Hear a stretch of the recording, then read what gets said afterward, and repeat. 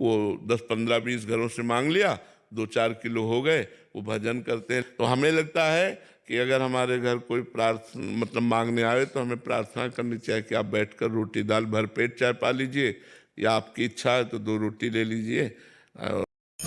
Radhe Radhe everyone. आज की video में हम बात करेंगे पलाश मुच्छल के बारे में, जो कि एक प्रसिद्ध युवा संगीतकार हैं।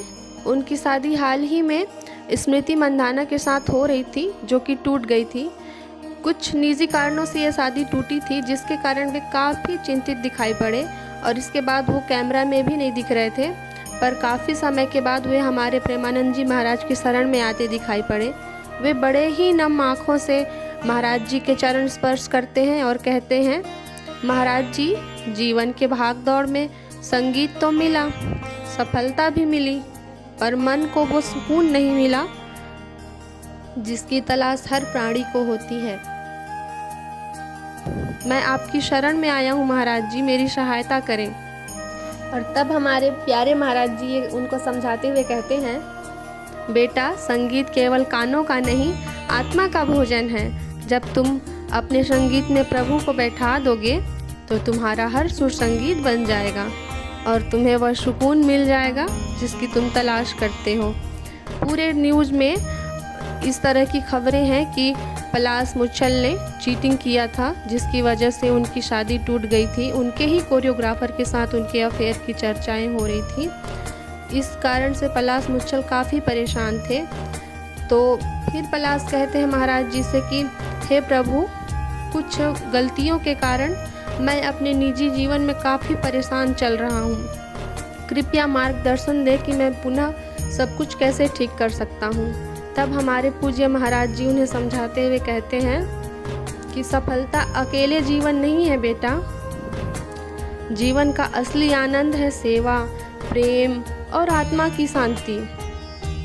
तुमने जो भी गलती की है, अगर तुम सच्चे हृदय से उसकी माफ़ी मांगते हो और सुधार करते हो, ये आश्वासन दिलाते हो कि अब से वो गलती नहीं होगी, तो तुम्हारा काम बन जाएगा।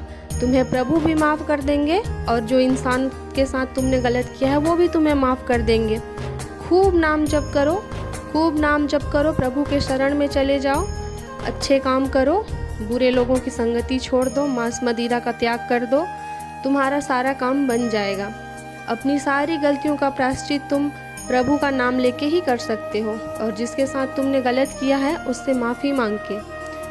1-2 गलती तो हर कोई माफ़ करता है, प्रभु भी माफ़ करते हैं, तो इंसान क्यों नहीं माफ़ करेंगे? इंसान भी माफ़ करेंगे आपकी 1-2 गलतियाँ।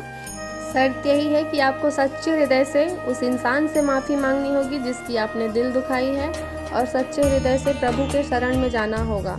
सच्चे हृदय से प्रभु के शरण में जाओगे, प्रभु सब ठीक कर देंगे। पूरा निश्चिंत हो जाओ आप सिर्फ नाम जप करो, आप माफ़ी मांगो, आप गंदे आचरण सारे छोड़ दो, आप सब ठीक कर देंगे प्रभु आपका।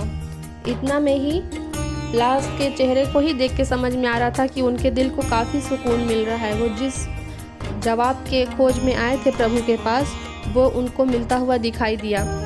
हम यही भगवान से कामना करते हैं कि भगवान उनके जीवन में जितनी भी कठिनाइयाँ चल रही हैं उनको जल्दी से ठीक कर दें और उनकी लाइफ सही कर दे वापस से। वो दोनों कितने क्यूट लगते हैं आपस में, इन दोनों की शादी वापस हो जाए, हम तो यही चाहते हैं।